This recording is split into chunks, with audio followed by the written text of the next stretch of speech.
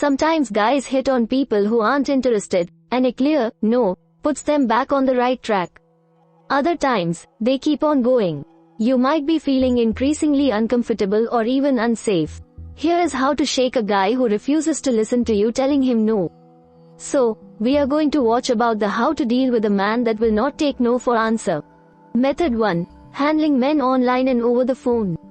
First is explain that you are not interested with everyone everywhere on a smartphone, tablet, or laptop. Technology is fast becoming one of the primary ways humans communicate. Social media networks, online forums, and dating websites and chat rooms are common stomping grounds for creeps who won't take no for an answer. Perhaps you were previously friendly with another user and he said or did something that made you uncomfortable. You have a right to tell him to back off.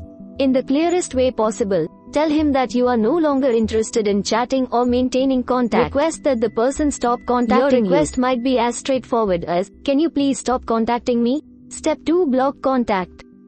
If you have clearly and firmly asked the person to stop contacting you, and he continues anyway, the next step is to block this person from your social media profiles or chat rooms. Removing this guy as a friend or follower should prevent him from being able to contact you any further.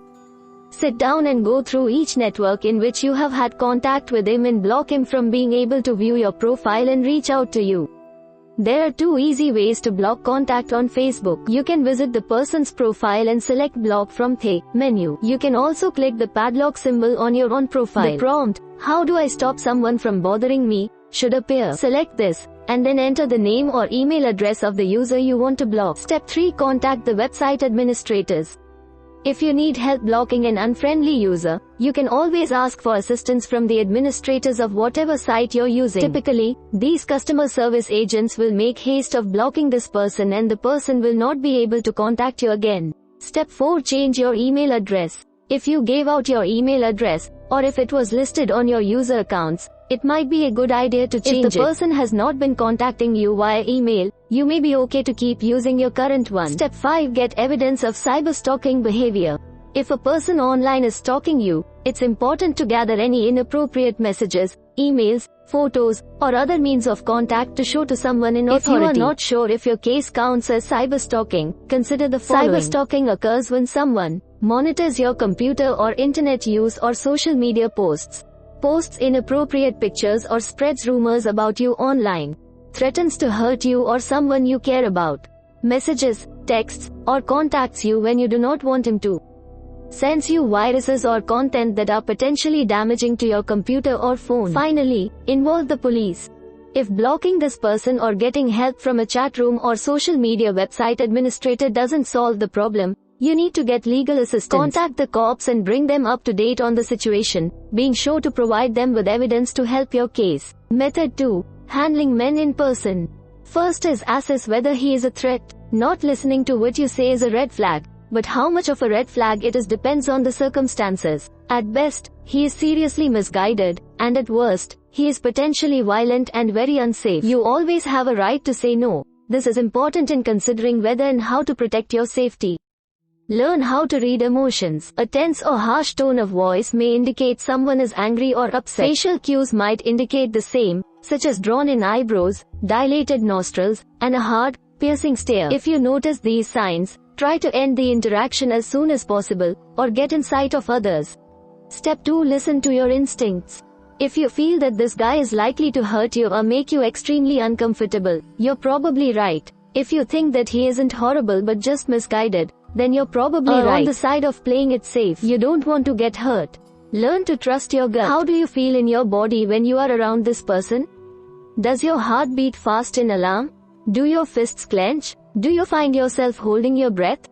All of these could be bodily signs that this person is making you uncomfortable, even if he has a smile on his face. Step 3. Be cautious if you are getting bad vibes or feel afraid of him. Direct confrontation may lead to escalation, so avoid telling him off. He might start threatening you or turn violent. Trust your instincts and find ways to either end the interaction or get around others.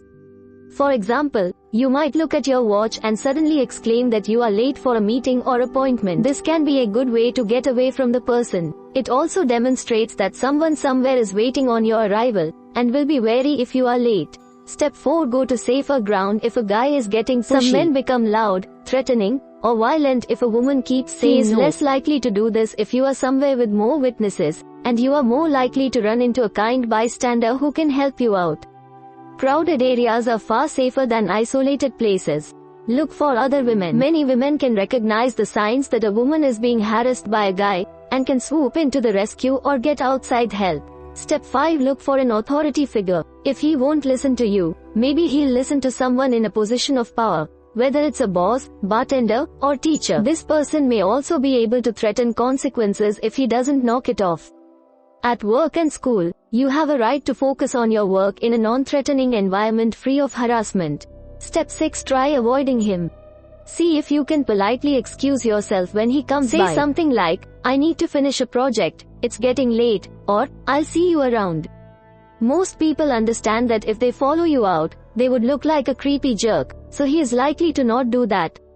If he starts following you, go straight for a crowd, authority figure, or police. Step 7. Enlist the support of friends, co-workers, or even random bystanders. If he won't listen to you being straightforward, then it's time to get outside help. Explain the situation and ask for help in extricating yourself from this situation.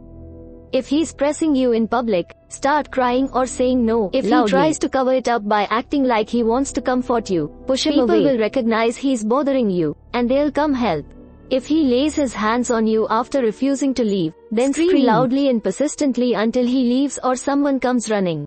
Finally, get help from law enforcement if needed. An extremely persistent or violent guy may leave you with no other option than a restraining order or harassment charges. You deserve to be able to go about your day without worrying about what he'll do next, and you certainly deserve to be at peace. Method 3. Protecting yourself in the future. First is learn basic self-defense practices. Self-defense is much more than just fighting back. It encompasses skills relating to becoming more aware of your surroundings, considering your options when in danger, practicing assertiveness, and attempting to de-escalate a potentially threatening situation. In reality, fighting back may actually make this guy more angry and result in you getting hurt. Sign up for a local self-defense class in which you can learn how to deflect violence and protect yourself in such situations. In a tight situation, your ultimate goal is to get to safety. If you have no choice but to use physical violence, aim for the body parts in which you can inflict the most damage, and, therefore, have time to run away, jab, punch, or kick the attacker in the eyes, nose, throat, crotch or knees. Step 2. Maintain control.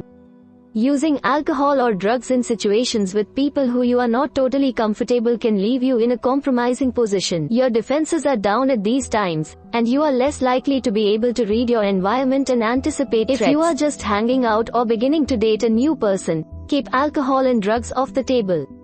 A guy who does not want to take no for an answer wants to be in control. If alcohol and drugs are in the picture, you may mistakenly be giving this person more control to potentially drug you or coerce you into sex or other activities. Step 3. Be aware of what's out there about you on the internet. Many social media profiles display phone numbers and emails, which may be an opening for a creep to contact you. In the future, change your privacy settings so that your personal information is displayed only to those you trust, or no one at all. Also, be mindful of what you are posting online. Someone who means you harm has an easier time of locating you if you regularly tag yourself at different locations. Step 4. Avoid going to secluded places with people you don't know. If you are meeting a new guy for a blind date, choose to go somewhere public, and meet him at the location. Don't give him your home address. Make sure someone else knows where you are at all times. If you can, try to set up a group or double date so that other friends are with you. Finally, remember that any acts of violence are his fault, not yours. It is his responsibility to act like a decent human being, not yours to be perfectly wary and watchful at every moment. If things go terribly wrong and someone does hurt you,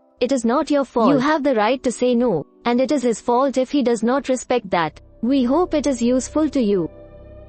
Please subscribe to our channel to upskill yourself.